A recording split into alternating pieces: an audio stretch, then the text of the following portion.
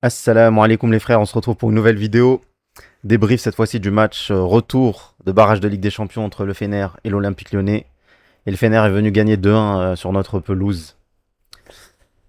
Il y a tellement de choses à dire, il y a tellement de choses à dire, il faut essayer d'expliquer cette défaite, peut-être pas rentrer dans tactiquement ce qui s'est fait, peut-être pas rentrer dans, on va dire, dans l'effet de match, mais plutôt essayer de donner une explication tactique, une explication raisonnée de pourquoi Lyon perd ce match.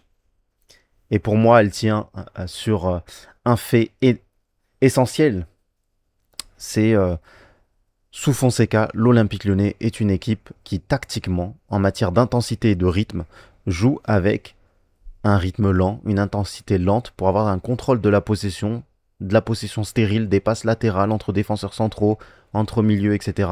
Donc c'est vraiment beaucoup de jeux de possession, de contrôle de possession avec un rythme lent.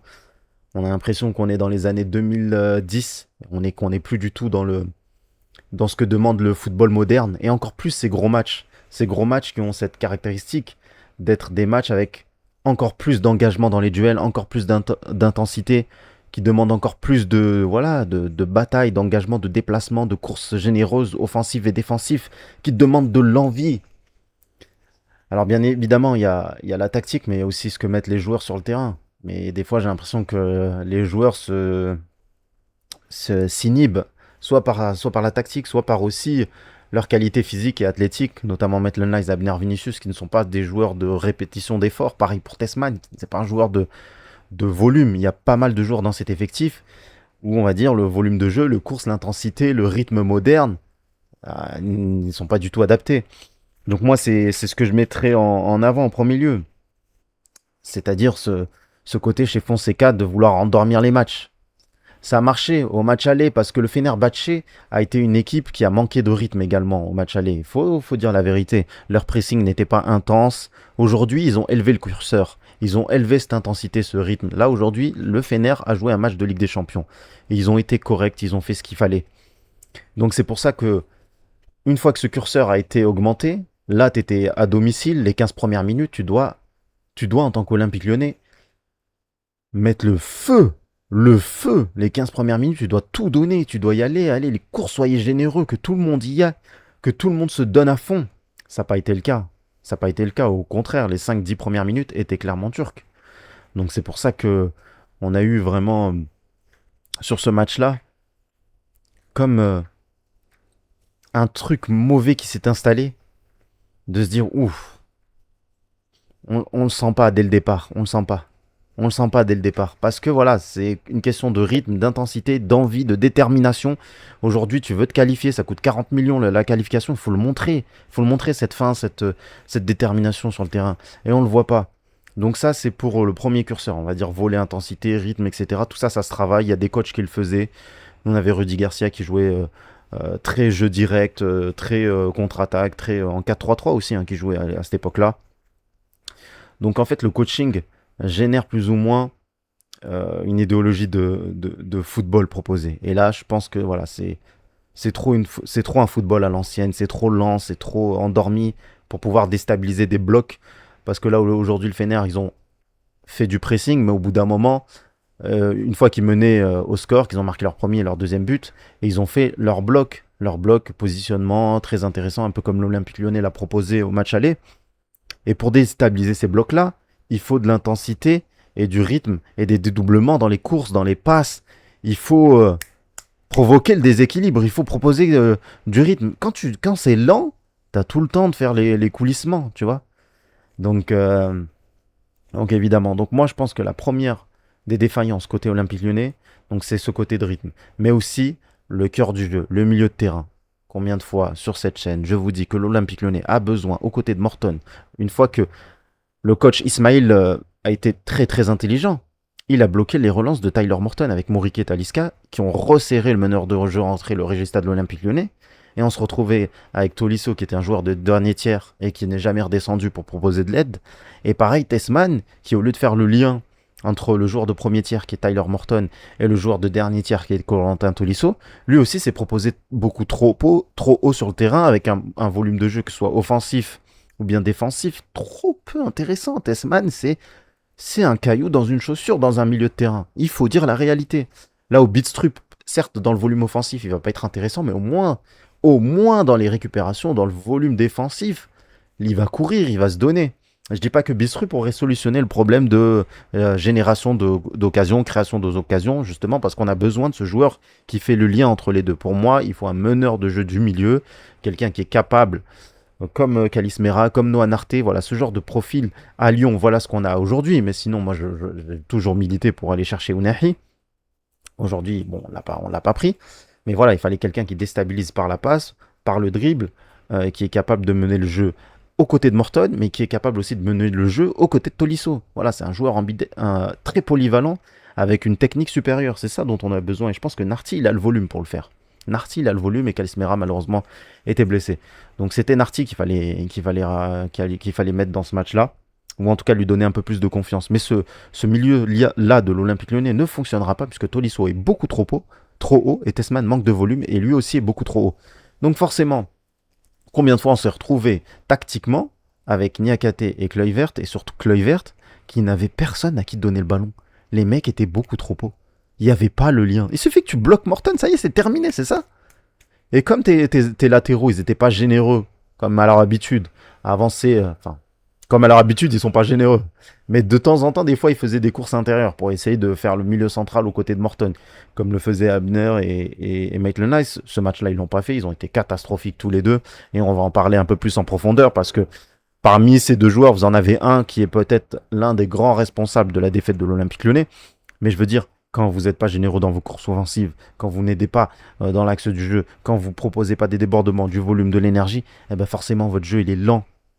Et le cœur du jeu, celui qui met le rythme, celui qui mène les actions, c'est bien sûr le milieu de terrain. C'est par là. C'est pour ça que la plupart des grandes équipes avaient un grand milieu de terrain. Parce que c'est eux qui mènent le rythme et la cadence d'un match. Et aujourd'hui, désolé, mais Tolisso a failli dans son rôle de dernier tiers. Il n'a pas fait un grand match. Faut dire la vérité. Moi, qui est toujours un grand ferveur des défenseurs de Tolisso, même s'il aurait pu faire la passe décisive sur Boudache à la dernière dans les dernières minutes et que Boudache règle pas la mire et puis il aurait fait son joueur de statistiques et là on aurait peut-être fermé les yeux, mais ça n'a pas été le cas du coup, puisque Boudache a tiré à côté. Mais Tessman, surtout d'un point de vue liant, offensif, enfin franchement c'est catastrophique. Me lancez pas sur Tessman, ça a été horrible, horrible, horrible.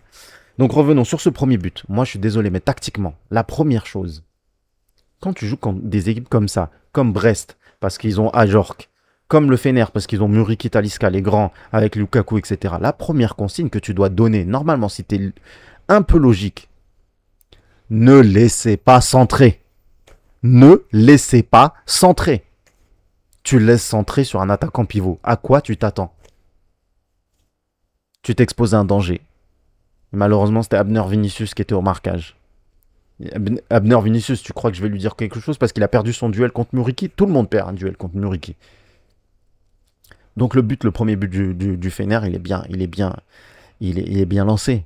Mais en fait, le joueur, je crois que c'est Aydin, il aurait jamais dû centrer. Maitland-Nice doit le rentrer dedans.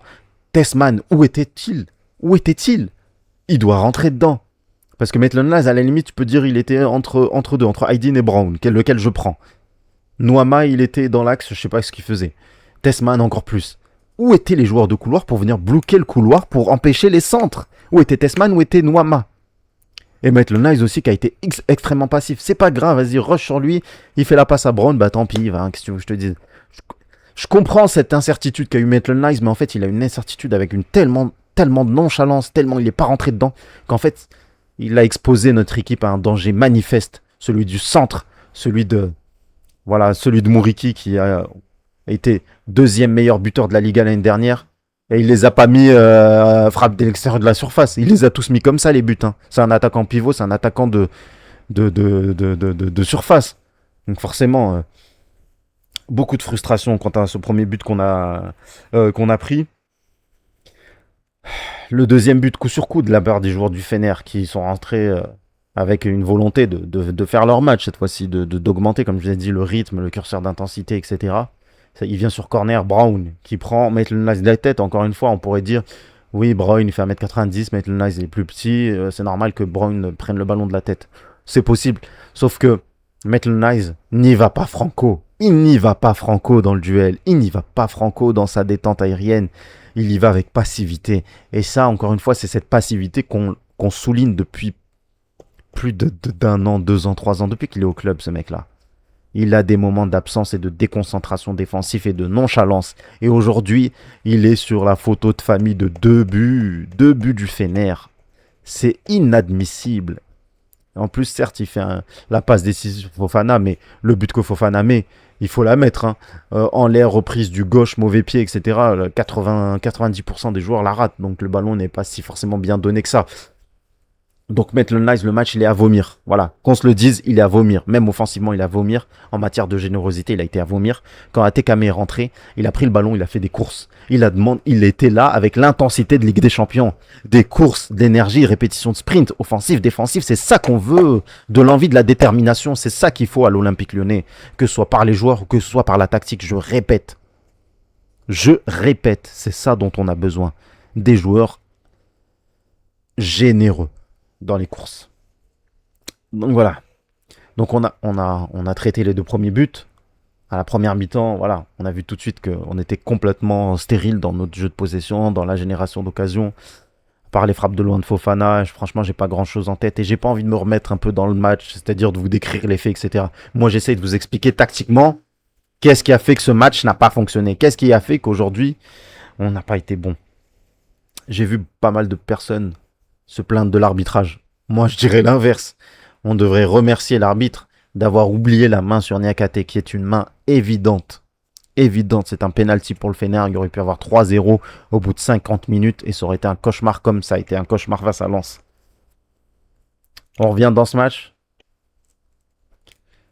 avec le but de Maitland Nice Fofana. Et là, il y a 5-10 minutes où vraiment on essaye d'emballer le match avec cette énergie-là, avec les 2 buts refusés. Le premier, il y a hors-jeu, il n'y a rien à dire. Et le second, pour moi aussi, il y avait faute de Boudache qui fait une belle entrée d'ailleurs. Hein. Faute de Boudache et... Non. Faute de Atekame et sur le but de Boudache plutôt. Voilà, donc là, c'était totalement logique.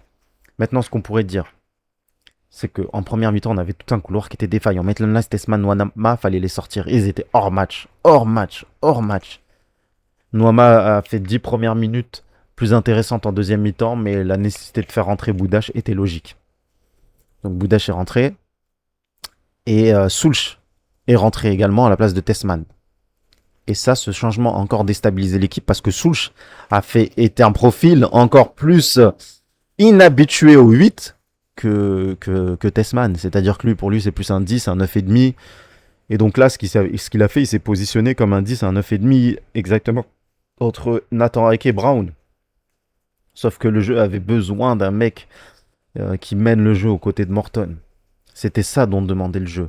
Parce que justement, les lignes de passe pour mettre le rythme, il n'y avait personne. Les distances étaient trop importantes entre Tyler Morton, entre Tolisso, entre Tessman, entre Schulz. Ça fait que approfondir le problème. Et là, encore une fois, mauvaise lecture de match de M. Fonseca. Mauvaise lecture de match de M. Fonseca. Ou dans ce cas-là, tu dis à Tolisso de redescendre et de faire de Schulz le travail de Tolisso. C'est-à-dire Schulz le joueur de dernier tiers. Et Tolisso, le joueur de polyvalence entre les zones de terrain. Sauf que ça n'a pas été le cas. D'ailleurs, un truc que j'ai pas dit, le but sur corner, moi j'aimerais bien qu'on remette à la mode le fait de mettre des défenseurs premier poteau, deuxième poteau, ça éviterait des buts stupides comme ça. Voilà. Bon, Fenerbahçe, il peut que les applaudir, hein, le match qu'ils ont fait, bravo, sans être pourtant génial. Hein. Ils ont juste mis le supplément d'âme, mais ils n'ont pas été géniaux. Ils ont mis le supplément d'âme nécessaire. C'est pas une équipe fantastique. Lyon peut s'en mordre les doigts. C'était une équipe qu'on pouvait passer. Falloir traiter du gars Guendouzi qui est vraiment un provocateur, qui est une mauvaise personne. Ça se voit qu'il a un mauvais cœur. C'est pas quelqu'un de... C'est pas une belle âme. En tout cas, moi, je l'identifie pas comme étant une belle âme. Et c'est pas normal que Tolisso vienne essaye de faire le gentil avec lui. Oui, nanana. Non. Là, il a craché sur les supporters, sur le blason, etc. Il faut pas utiliser de miséricorde avec des personnes comme ça. Il faut faire le œil pour œil, dent pour dent. Voilà la bonne chose, mais par contre pas de violence.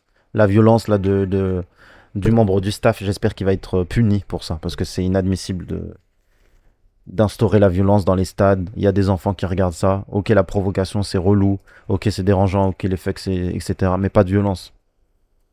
Pas de violence, les gars. Un petit coup de pression, etc. Mais pas de violence. On est d'accord? Qu'est-ce que je pourrais te dire d'autre? Bah écoutez, on va perdre Fofana, c'est évident. Dans les transferts, on va perdre pas mal de joueurs. Qu'est-ce qu'on pourrait dire? Ah, on va traiter les joueurs de manière individuelle. Ça, j'aime bien le faire. Dominic Greif, de moins en moins décisif dans les matchs par des arrêts décisifs. De moins en moins décisif. Et encore une fois, des lacunes dans les sorties aériennes. Maitland-Niles, on a dit catastrophique. Catastrophique. Immonde. Cleuil verte, la relance horrible, désastreuse. Mais ça, je vous le dis tout le temps. Hein. C'est un joueur avec un sang-froid et une technique désastreuse, pas au niveau, et qui compense par des qualités de vitesse et de puissance indéniables. Mais le marquage, c'est pas ça. L'anticipation, c'est pas trop ça. Voilà. Niakate, bon, il a fait son match. Il aurait pu être sanctionné pour le penalty. Abner Vinicius, inexistant dans le jeu. Inexistant dans le jeu et toujours zéro impact défensif. Tyler Morton avait tenté de faire le Regista, mais moins qu'à son habitude parce qu'il a été bloqué et bien bloqué. Tessman, on en a déjà parlé. Tolisso, on en a déjà parlé. Fofana, bah voilà, c'est triste. Hein. Il a fait un bon match, Fofana. Malik qui revient de blessure. Et c'est lui qui montre de la détermination, de l'envie. Franchement, c'est triste. Openda, généreux dans le volume de course, mais un peu moins qu'à l'aller, un peu moins que face au Sparta également. Ah, pas non plus un grand match, non. Non, pas un grand match. Et peut-être qu'il méritait de sortir au bout d'un moment, mais bon. Et puis Noama, on a dit première mi-temps désastreuse, catastrophique, que ce soit dans le placement et l'énergie défensive attribuée, c'est-à-dire pour venir aider Maitland-Niles et Tessman, mais aussi offensivement avec ballon, et un peu mieux dans les 15 premières minutes de la seconde période avant d'être remplacé par Boudache, qui a fait un bon match, une belle entrée, mais qui manque de précision dans sa finition, et pour moi c'était une balle de but évidente, et il aurait dû marquer, qui est entré sur le terrain Bidstrup, un changement de Bidstrup à la place de Morton, là où tu as besoin de meneurs de jeu en retrait pour mener les actions dans nos 5 dernières minutes, tu fais rentrer un récupérateur. J'ai pas compris ce changement. D'ailleurs, il a eu un impact très minime dans ce match-là. Qui est rentré d'autre? Taliafico, voilà. Voilà. Vous conserverez que, de toute façon, il a joué 4 minutes, pareil. Et Pavel Souche, j'ai déjà évoqué le match de Pavel Souche, c'est-à-dire beaucoup trop haut. Mais c'est pas de sa faute, c'est son profil. Et Atekame qui a été pour moi très très intéressant. C'est ce genre de profil, cette générosité dont on a besoin, que ce soit offensive et défensive, des courses avec ballon, sans ballon. Euh, Même si techniquement c'est pas le joueur du siècle, c'est avec ça que l'Olympique Lyonnais devra bâtir un nouveau coach, bien évidemment, et des joueurs généreux. Côté Fener, Ederson, bon, je peux pas dire s'il a fait un bon match. Brown a été très intéressant ce match-là. Je trouve qu'il a été vraiment au-dessus. Et au-dessus, il a montré sa supériorité. D'ailleurs, le couloir gauche, de manière générale, a été largement supérieur au couloir droit de l'Olympique Lyonnais. Talisca qui a été plutôt inexistant. Kanté qui a fait un bon match dans les récupérations, la génération de récupération de balles. Greenwood plutôt discret, mais quand même rien à dire sur lui. C'est plutôt Mouriki qui a fait un bon match. Donc voilà pour le match d'un point de vue global. Qu'est-ce que je vais vous dire de plus? Qu'est-ce que je pourrais vous dire de plus? Je pense qu'on n'a pas le niveau Ligue des Champions. On n'a pas le niveau de ce genre de match à gros enjeux, grosse intensité. Et je pense pas que Fonseca ce soit le mec qui va faire évoluer notre volume de jeu. Mais peut-être qu'avec des changements de joueurs, c'est-à-dire Atekame à la place de Maitland-Niles, Abner Vinicius, soit il se réveille, soit il laisse sa place à Ouedraogo qui est plus généreux, mais tactiquement on va souffrir et techniquement également. Et là, il va falloir équilibrer le milieu de terrain parce que c'est pas possible. Il va falloir qu'à un moment, ils se réveillent, qu'ils se disent non, mon objectif, c'est pas de ramener un mec 6 d'un mètre 88 parce que le 6, là, il aurait absolument rien fait. Absolument rien fait. On aurait eu tout le temps les mêmes problèmes à la création, à la génération d'occasions dans le cœur du jeu. C'est pas lui qui allait modifier quelque chose, c'est vraiment le fait d'avoir un meneur de jeu du milieu aux côtés de Tyler Morton qui crée des occasions, que ce soit par la passe, par le dribble, par les déplacements. Voilà, c'est ça dont l'Olympique Lyonnais a le plus besoin. Il va falloir s'attendre à un départ de Malik Fofana, c'est sûr, qui sera remplacé par Duranville ou bien un Baer ou bien Mdani. Va falloir s'attendre à un départ de Pavel Chouch, mais comme il est pas dans le 11 actuellement, ça va pas être malheureux.